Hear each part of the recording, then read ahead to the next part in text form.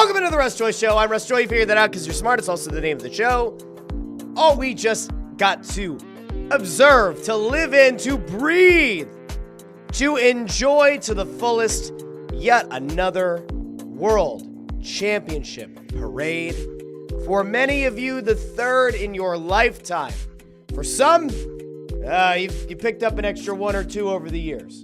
But for people like me, the third, second Super Bowl, we had a wonderful World Series in 2008. Now, how did today's celebration stack up to the one that we experienced that broke a very long drought in this city in terms of NFL championships, the first Super Bowl win in franchise history in Super Bowl 52? How did today stack up? We didn't have anybody out there dressed in a mummer's costume. There was no Jason Kelce-esque lengthy speech. We did have a very long speech, which we'll get to here in a little bit, because the longest speech of the day didn't come from a player. It didn't come from a coach or from the front office. It came from the mayor. Not ideal. Not a great strategy. Bold strategy, Cotton. We'll see if it pays off for her. It did not. She didn't quite get the raucous boos, but she did get the wrap it up chant. She's very lucky it wasn't a very pro wrestling heavy crowd, or she would have gotten a shut the F up chant. But my friends, welcome into the Russ Joy Show, because we just got to observe what I think was one of the best parades in the history of the city. And the good news, especially if you're somebody like me, if you believe the same way that I believe, this could just be a precursor of what is to come over the next year, hell, maybe the next few years, because that's how good this Eagles team was. And that's how good this Eagles team, I think, is going to end up being now.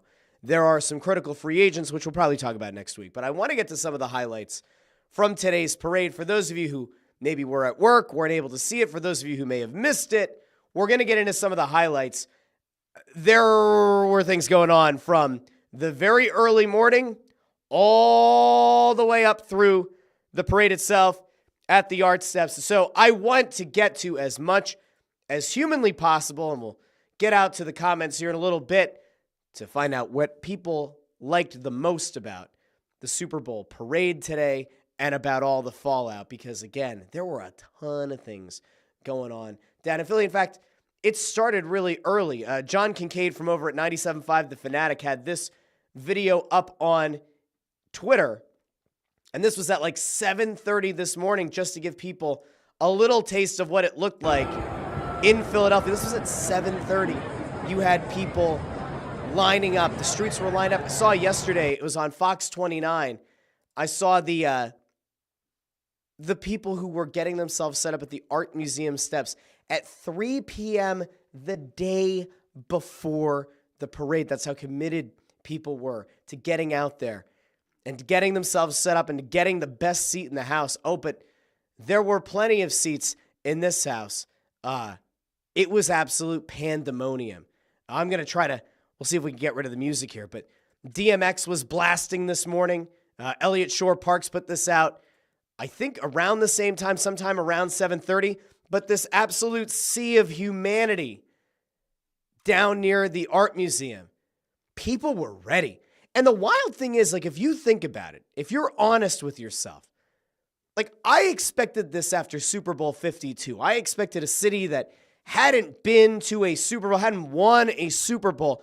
I'd expect this kind of celebration. But man, people were all in on the celebration today. Again, not to an extent that I guess some might have been surprised by, but man, it blew my mind. In all honesty, it blew my mind.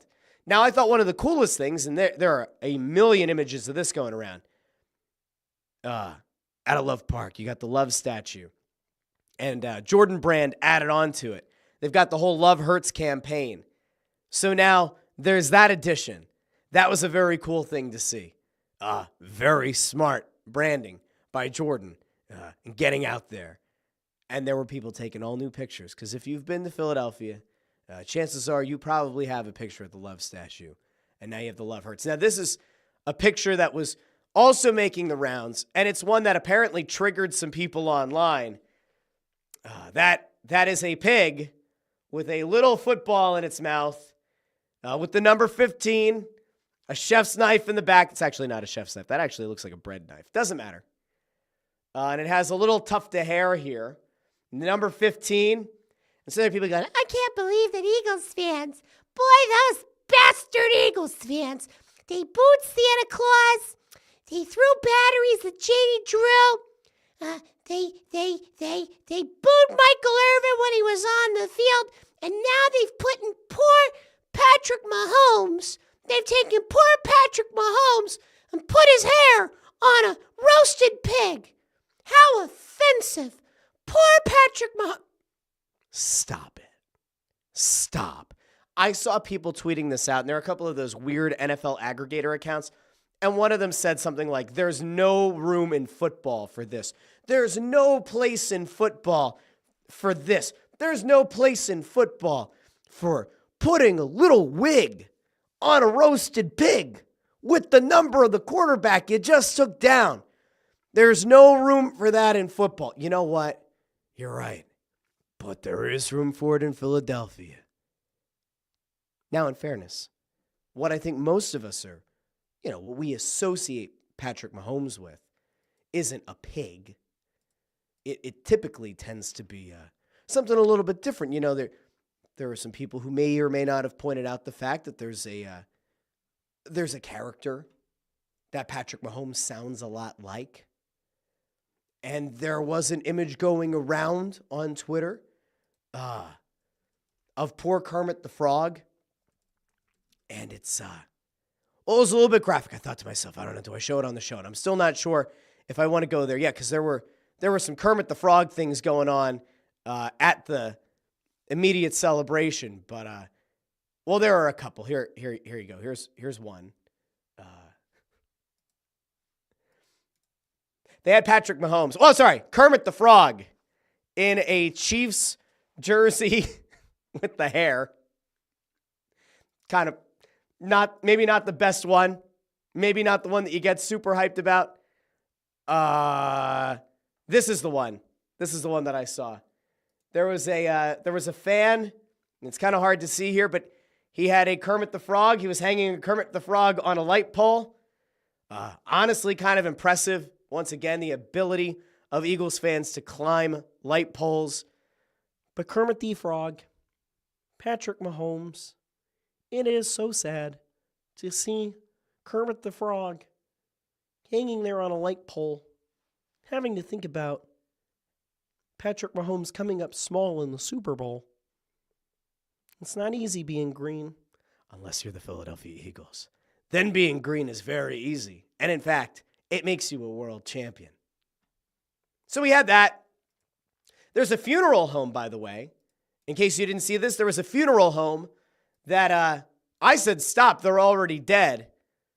But we did have this. There was a funeral home that put out a RIP Chiefs banner for the parade.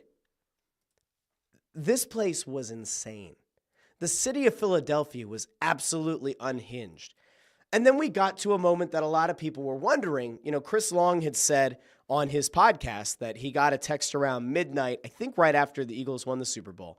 And it was somebody asking if he could wear Chris Long's fur coat, that iconic fur coat that Chris Long wore after Super Bowl 52 to the parade. I thought it was going to be Jordan Mailata, and then it was said that this might have been a guy that Chris Long played with. Chris Long said it's a guy that he loved. And I was like, oh, it's probably Brandon Graham. Nay. It was Josh Sweat. And he pulled that very long fur coat very well. Looks good on Josh Sweat. I can't tell. Is he holding a Starry? I don't know a lot of people who go out of their way to drink Starry, but it looks like Josh Sweat was having himself a little lemon lime, a little citrusy drink.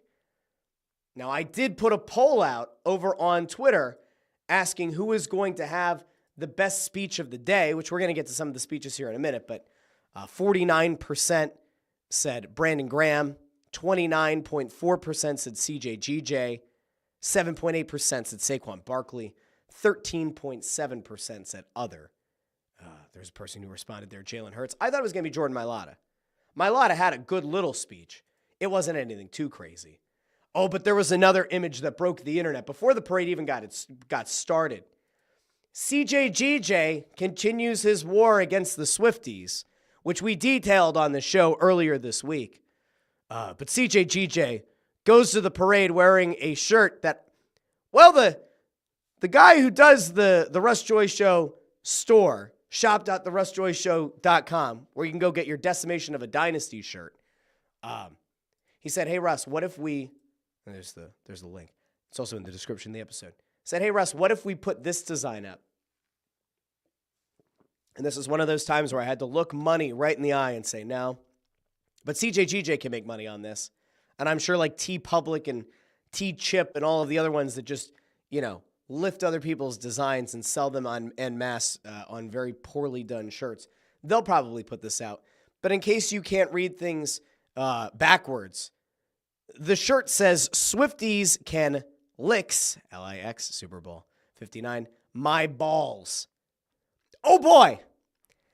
As you can imagine, this did not go over very well with the Swifties. I'm sure this comes as a surprise, but the Swifties aren't happy that they're still getting trolled by CJGJ. I don't know if he's going to get doxxed, but I fully expect the Swifties are not going to let this one go because they are also insane.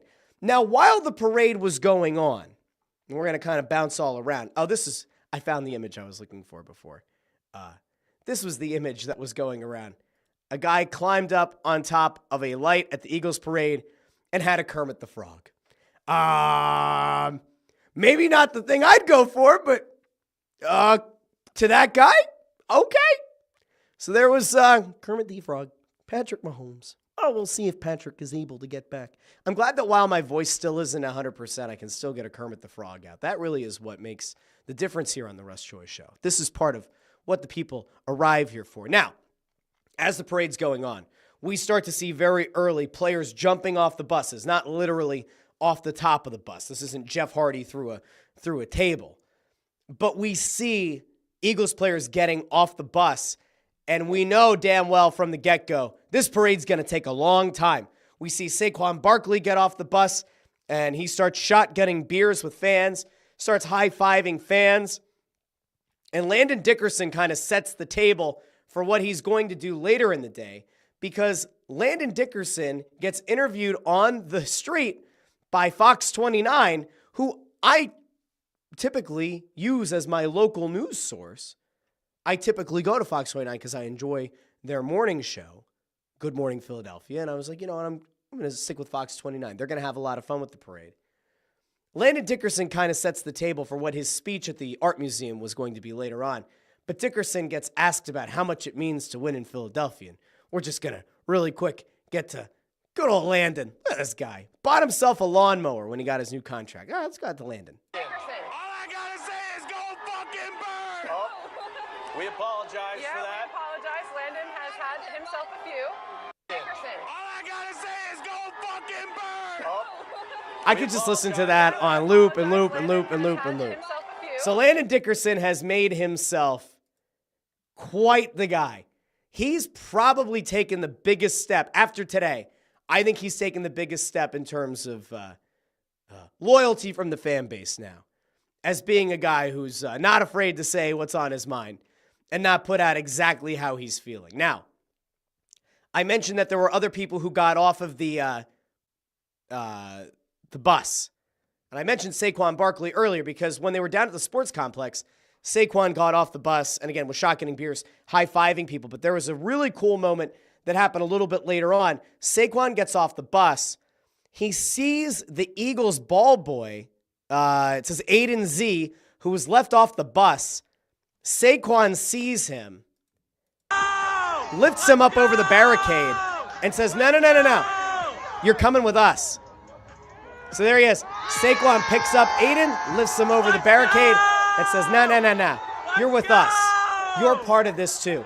Now listen, there have been so many different things over the past week or so, and certainly throughout the season, where you say, yo, Saquon Barkley's just a good dude. Saquon Barkley is a legitimately good dude and a fantastic teammate, right? Like, we have heard it from the players. We heard it from his former teammates with the Giants. You watch as he goes on the Tonight Show the other night. We talked about it on Wednesday's show. He said he wouldn't go on the show unless the offensive line got to be there as well.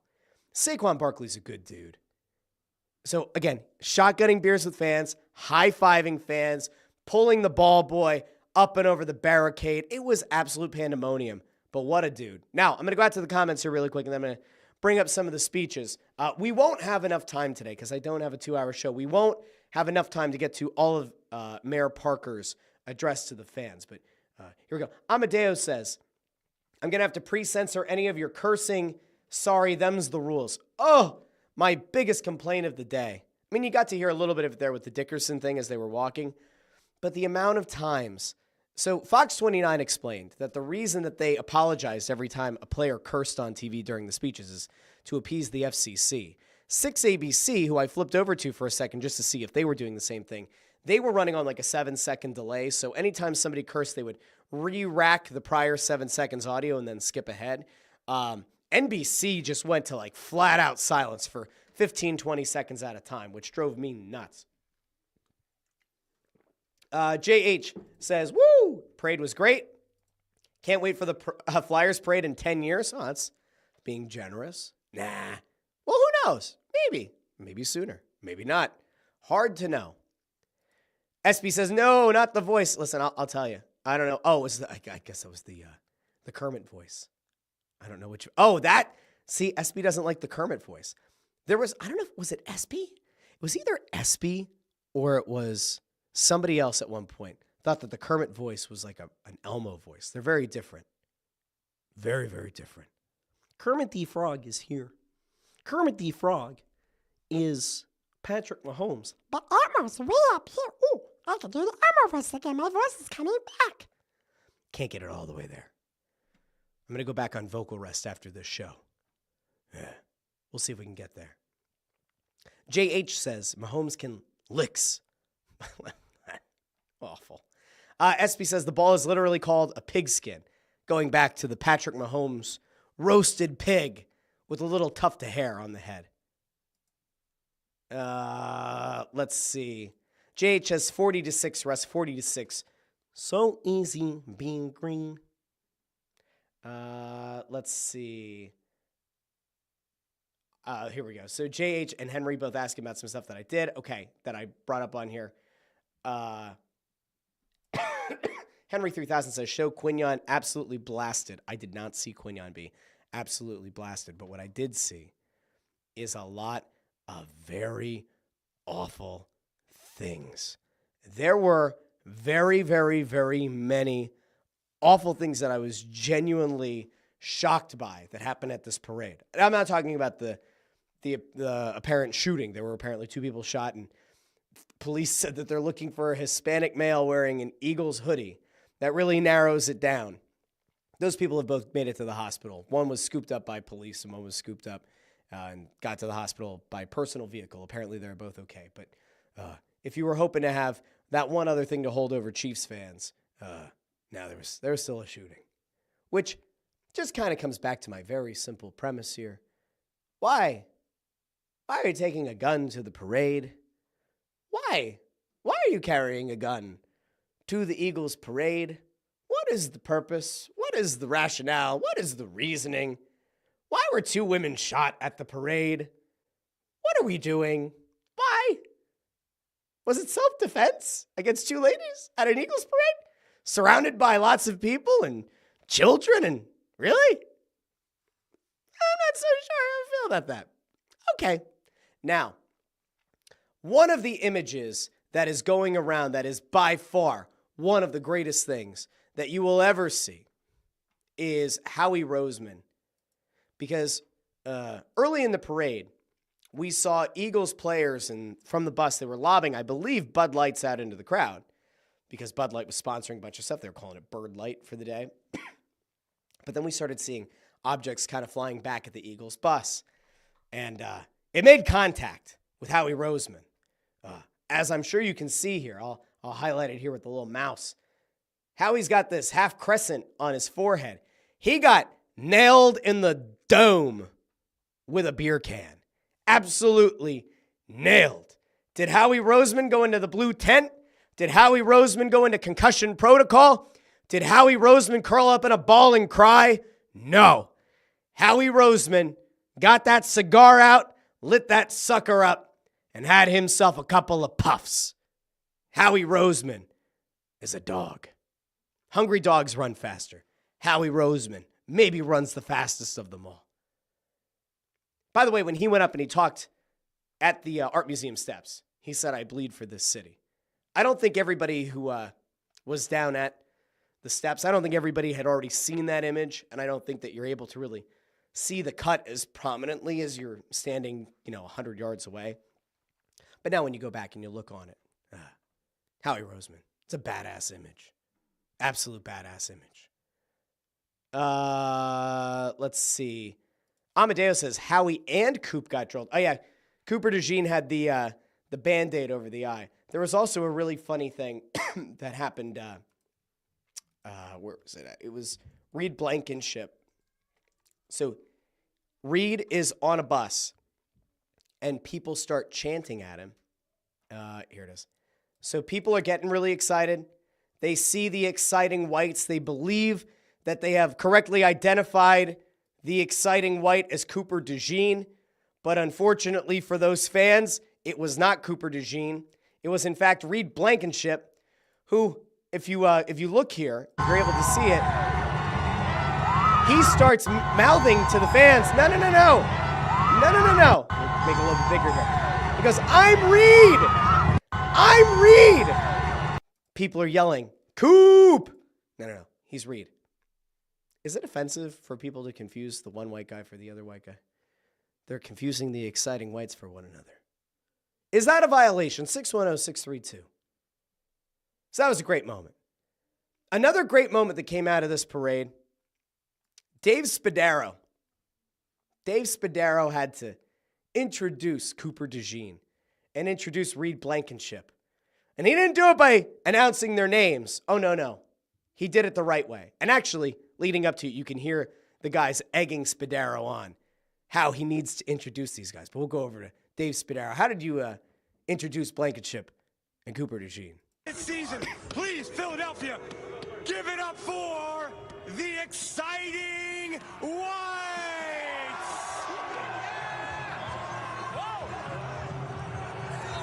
Hold up, wait a minute. So, the exciting whites come out. The crowd goes crazy. And then at one point, they try to get everybody going with Meek. They try. And it doesn't work as well as they probably kind of envisioned it working in their heads. But they tried their damnedest. They really did. They tried as hard as they possibly could. It didn't exactly work out. Now, there were other things that happened in this parade. But we're going to get to one of the things that I thought was one of the most beautiful moments. Because a guy who was much maligned by some people, by some media, was A.J. Brown. And A.J. Brown delivered one of the best mic drop moments in the history of Philadelphia sports parades, championship celebrations. A.J. Brown goes up in front of the crowd, and he says, I have one more thing to say. They said I was a diva. They said all I care about was stats. If you gonna get all those things wrong about me, but one thing you can get right. I'm a fucking I'm an effing champion. It's a thing of beauty. A.J. Brown gets his redemption. A great moment. An absolutely great moment. Now, Jalen Hurts had a nice speech. It was a good speech. I wouldn't say that there were a lot of moments in it that were highlight, clip-worthy moments. But Jalen Hurts very much kind of alluding to and said at the end, the journey begins again. I'm pretty sure that these guys are sick in the head. I mean it in the best possible way. But I think a lot of these guys are legitimately sick in the head. They just won the Super Bowl. And as we outlined on Wednesday's show, A.J. Brown and Devontae Smith both went to Instagram to essentially tell you that they don't care because now they want to go hunt down another championship. And that is something, my friends. To not even take the minute to celebrate the championship and just be like, no. It's great. Love it. Feels great to win a championship, but we're ready for the next one. Jalen Hurts kind of ended his speech with the same exact idea. Now, there was one other guy that we wanted to get to here because it's a guy who we needed to hear from, and it was Saquon Barkley, a guy who was brought in here, and I argue on the show, and I argued, I don't know, weeks ago, is the most impactful free agent in the history of Philadelphia sports because in his first season here, he helped lead this team to a championship. Put this team largely on his back for large parts of the season, and that's not a disrespect to Jalen Hurts, who I am a big believer in and continue to give a lot of credit to.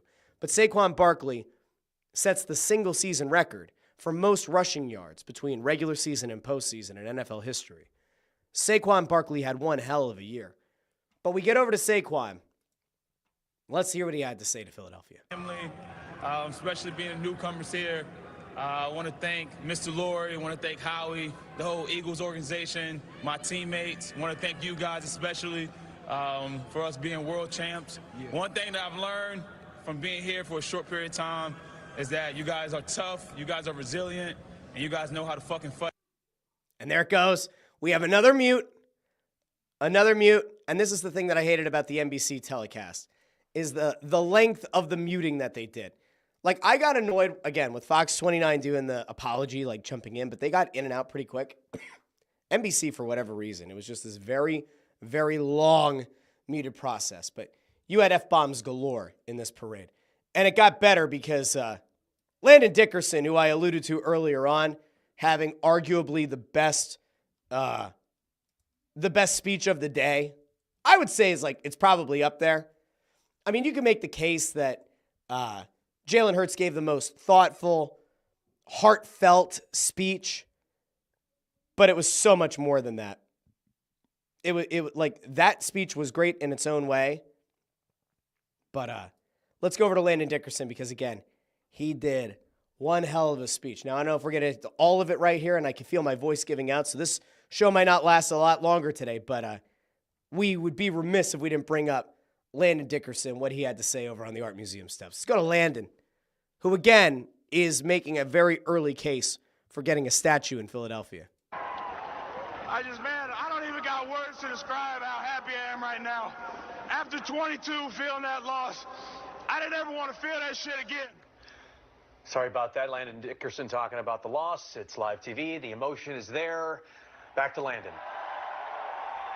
I just got one last thing to say. Go fuck! We cut that one off. He drops a go effing birds. Apologize. My friends, go birds is what he said. Incredible stuff. Landon Dickerson, I told you, when he's on the street and he drops the nice little F-bomb there, it was good stuff. You kind of knew that it was going to happen up on the steps. And then it did ultimately come to pass. It was a great moment. Landon Dickerson had himself a nice speech. Jordan Mailata also had some profanity of his own. Now, is the whole point of today's show to just try to hit you with as much profanity as possible with these guys? No.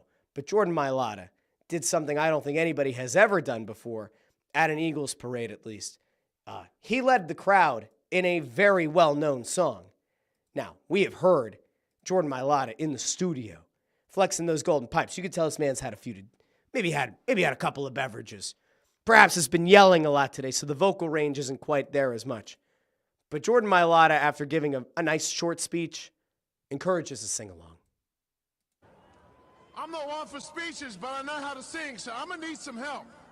I want to sing a song that everyone here should know. Kind of sounds like this.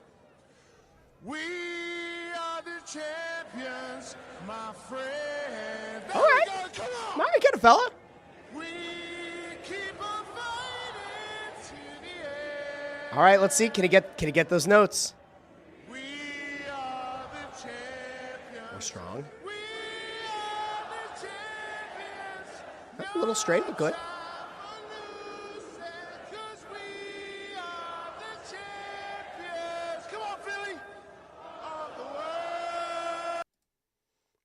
Beautiful moment. Now listen, as I said earlier, this parade, I think had just about everything you could have wanted. This parade had hilarity. This parade had ridiculous imagery between the Kermit thing, between the roasted pig with the Patrick Mahomes wig, the speeches, the networks running to hit the censor button. Add all that stuff up together, and what you're left with is a memorable day. Now, is this one as memorable as Super Bowl 52? I don't know. I was at the Super Bowl 52 parade, and I think around this time still, at that point, I was having a hard time getting out of the city. This is a very, very different situation from where we were 7 years ago. But what I will tell you is that for an entire new generation of Eagles fans, especially for younger fans that weren't either alive or were maybe a little bit too young to remember Super Bowl 52, this is the kind of core memory that you look back on as a young fan. And if you're somebody who's in my age range, in this like 30s range, we have to kind of zoom out a second and appreciate just how rare this window has been in Philadelphia sports as a whole. 2 Super Bowls and a World Series. And while I clown on the Phillies sometimes for not having that killer instinct and not being able to get the job done, we've had multiple deep runs into the playoffs, multiple additional World Series appearances by the Phillies. In 2010, we had that miracle run by the Flyers. There have been underwhelming but still good runs with the Sixers. If you're a Union fan, you've seen the team get to the Open Cup final. You have seen the team get to MLS Cup and blow it late. But you've gotten the chance as a Philadelphia sports fan to see many of these teams either reach or win at the pinnacle of the sport. And as I said earlier this week, the thing that you should feel the best about if you are an Eagles fan, especially right now, is that, yes, there are some key free agents that you have to figure out how to bring back. I fully expect Howie to restructure a bunch of contracts. I don't see anybody taking the hometown discount to run it back, but I do think it's a little bit of an easier pitch to try to get the team to work together. Can you restructure a few deals to free up some money to bring back a couple of these free agents? Maybe. We'll see. It's going to be hard. There's no doubt about it. It's going to be a difficult proposition to bring back all of the free agents that you have coming up. But if you can bring back enough of them and you can run back this team and get another good year of health out of them, which you can never account for, but there was actually a banner on the side of one of the buses. It said 21 out of the 22 opening day starters started in the Super Bowl. You know, credit to the Eagles training staff. If you think about that, the way that this team stayed so healthy throughout the season, I think is ultimately the big difference maker. I talked about this earlier in the week. Saquon Barkley, like it was no secret that he had some injury concerns. There have been other guys on this team that had injury concerns. For you to get all the way to the Super Bowl, get all the way through the postseason, your only real loss was Nakobe Dean, which was a shame because he had a great regular season and looked poised to have a great postseason run. This team stayed healthy. This team was able to get out there each and every week and execute and do it in a way that we've never seen. The kind of dominance that we saw this team execute and put on display each and every week. I don't know if we'll ever see a team like this again. But I look back on this season and I feel the same way now that I did earlier this week, the same way that I felt going into the Super Bowl and coming out of it, the same way that I felt going into the NFC Championship game. This team is special, and this team has a ton of talent. And the best part is there's a lot of young talent on this team. And now they know what it takes to win a Super Bowl. If you remember, I said the difference between last year's 2 years ago making the Super Bowl and this season is that 2 years ago, there weren't that many guys who had reached the pinnacle of the sport. There hadn't been that many guys who had played in a Super Bowl and won it, like in Super Bowl 52. There weren't a lot of those guys. But 2 years ago, a lot of those players got to experience what it was like, all the chaos that leads up to a Super Bowl, all of the festivities, all of the media availability, all of that, right? All the preparation, the lights being the brightest in the Super Bowl. This year, they got to enter the Super Bowl knowing exactly what to expect. And now, a lot of these young guys, you think about Quinyon Mitchell, you think about Cooper DeJean, you think about Jalen Carter, Jordan Davis, Nolan Smith, Nakobe Dean, who will be back and better than ever. You think about those guys. Then you think about that, the youth, some of the youth. I mean, the offensive line isn't exactly like the youngest group overall. There are a few of those guys who are very young and a couple of grizzled vets. You think about that line. You think about now Saquon Barkley has been to a Super Bowl. Jalen Hurts has outperformed Patrick Mahomes in 2 Super Bowls. you put all that together, this team knows what it takes, and this team knows how to get to a Super Bowl. And now, most importantly, they know how to win a Super Bowl. I'm usually one for having some bold predictions that I stand by.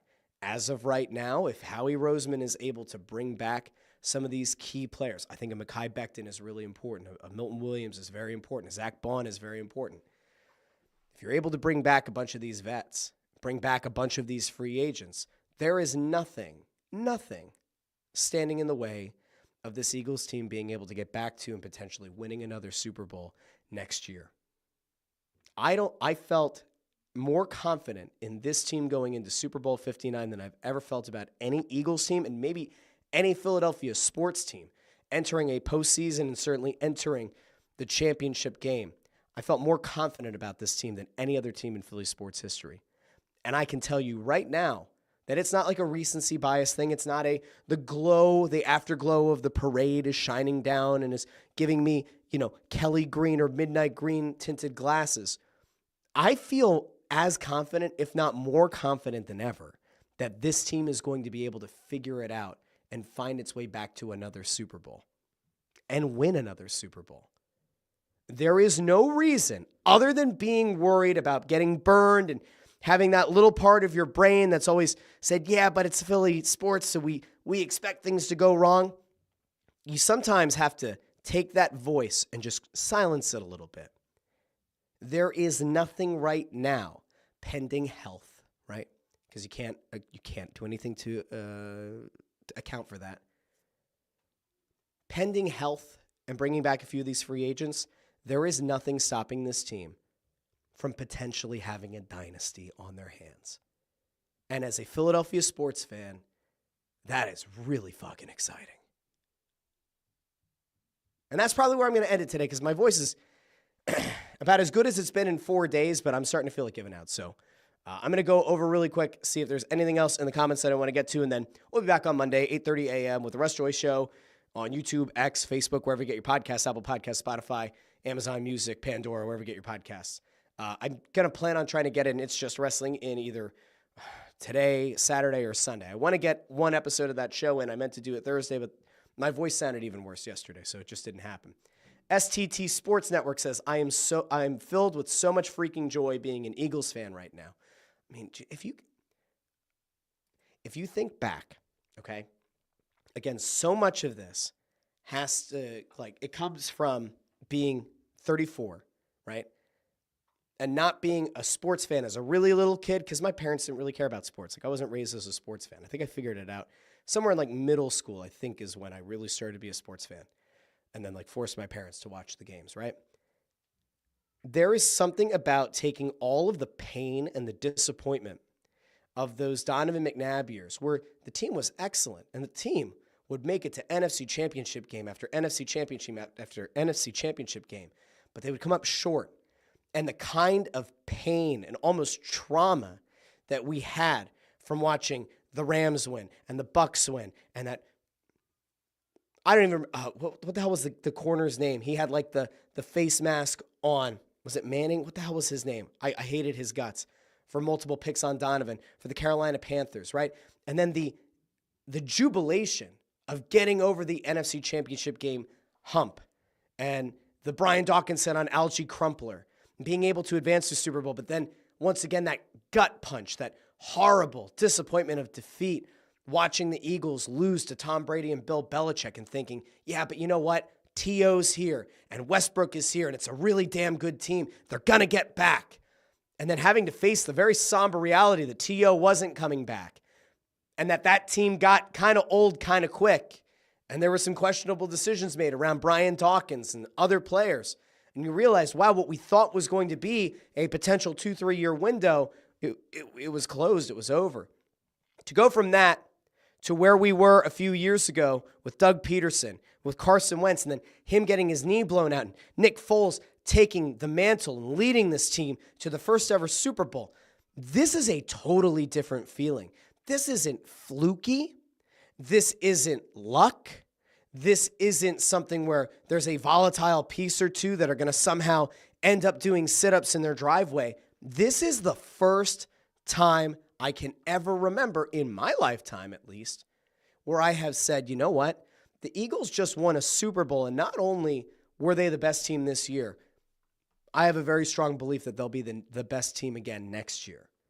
That's a really cool feeling. And if you can't get yourself there yet, let's see how the offseason plays out. But something tells me this team is going to find themselves right back in the mix again next year, and the year after, and the year after. And that, my friends, is something that you should be so excited about. Going to go over the comments really quick. Jamie said, hi all, just got back from the parade. Thanks to the Subway Regional Rail outbound, it was a shit show. Jamie, I wonder where you were at. Did you go down at the sports complex? Were you near the art museum? I can't imagine you'd gotten home that fast. So I'm assuming it was down near the sports complex. It's just where I would have gone. Start there and just hop on 95 and get the hell out of Dodge as fast as you can. That's what I would have done. Joe Papel says, thanks, Russ. Enjoy the the four nations face-off this weekend. Have a great weekend. Thank you. I will tell you, I expected to hate the four nations. We talked about it on Snow the Goalie. Tuesday, I'm going to be singing a different tune on Snow the Goalie because I've now tuned into both games. And then tomorrow there's a 1 o'clock game and I think it's a 1 o'clock and an 8 o'clock on Saturday. There's something about watching the best players in the U.S. put on the stars and stripes that gets me back in. And like, for as much as I thought it was a sham tournament, there's something really special about the international competition. Now, is it a sham tournament because Russia's not there and some of the other best hockey nations in the world aren't there? Yes. But now there are rumors that they're going to look to do a World Cup of hockey in 2028. So I, for one, am really excited about the possibilities. I really am. And this Four Nations thing, if nothing else, certainly feels better than the NHL All-Star Game and All-Star Weekend. And by the way, NBA All-Star Weekend, if you want to see something really sad, go look at the lineup for the dunk contest. It is absolutely putrid. Three-point shootout's okay, has a few names in it that are recognizable, but still not that great. And apparently the Sabrina Ionescu versus Steph Curry thing fell through. So if you were looking for that as like something to kind of hang your hat on, the best shooter in the NBA and the best shooter in the WNBA, that's also not in the cards. NBA All-Star Weekend used to be something I look forward to. As you can see over here, I have my old poster here with Kobe, with Washington Wizards, Michael Jordan, AI, Vince Carter, Kevin Garnett, and Chris Webber. Like, those to me, maybe not the Michael Jordan Wizards days, but those players, right? Those are the ones who got me into basketball. Vince Carter's the first guy that I watched play basketball and said, oh, no, I love basketball. I liked AI, but Vince Carter was my dude. And watching Vince Carter participate in dunk contests and win it, shove his elbow in, 360 windmill, the bounce from his cousin Tracy McGrady off the floor, catching it through the legs. Like, that's what the All-Star Weekend is supposed to be. Vince Carter throwing the ball off the backboard to himself for a windmill jam. That is what NBA All-Star Weekend is supposed to be. We are so far from that now. Maybe on Monday I'll sing a different tune. But as of right now, I'm not even that excited for it. Will I sit down with my kids and watch it? Maybe. I'll DVR it. Will I zoom through some of the clips and the highlights? I guess. But honestly, like, for as goofy as it might be, I'm looking more forward to the Four Nations games on Saturday than I am the skills contest, the three-point shootout and the dunk contest. I never thought I'd say that, but here we are. And here all of you are. And I want to thank everybody who joined me live on YouTube and over on X and Facebook. Again, if you have the chance, like the video, share the video, and subscribe. And if you joined live during the show, do me a favor. After the show's over, go into the comments section. Let me know what your favorite thing was. What was your favorite thing about the parade? What do you agree with from the episode, disagree with? What are your big takeaways? What are you looking forward to in Philadelphia sports and more this weekend? Monday, hopefully, this voice thing will be done. Apparently, it's like a post-flu symptom. So I've read, so I hope. I'd like to have my voice back in full by Monday. So do me a favor, like the video, share the video, and subscribe. And if you do listen on podcast apps, go over to Apple Podcasts especially and leave a 5-star review because it is very helpful to the show. Okay? So do me that favor. It would be really nice of you. Dee said Four Nations has been a good watch so far. Nico with a what up, and what a day. I'm so happy and wasn't even at the parade. I think that we are going to continue to find more and more videos, more and more reaction. This is a great day in Philadelphia sports, capping off an absolutely incredible week. a blowout, a decimation of a dynasty on Sunday, and all of the fun that has ensued since. But we're going to take the lead here from Jalen Hurts, and we're going to take the lead from A.J. Brown and from Devontae Smith. This one was great, but the hunt for the next one, well, that begins now.